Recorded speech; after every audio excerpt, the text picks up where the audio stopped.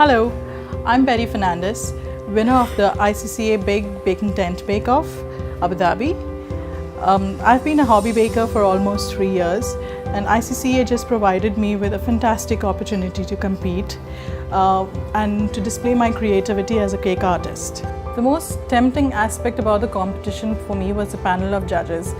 Being a die-hard fan of Eric Landlard and his work was a bonus to me to push me to participate in the contest. I was truly happy to be selected to take part in the final contest. Preparations for me were in full swing. The day of the competition was really tensing. I was nervous. Taking the cake all the way from Dubai to Abu Dhabi without a scratch was truly an achievement for me. Having won the bake-off, the prize that I got from ICCA was the amateur pastry program.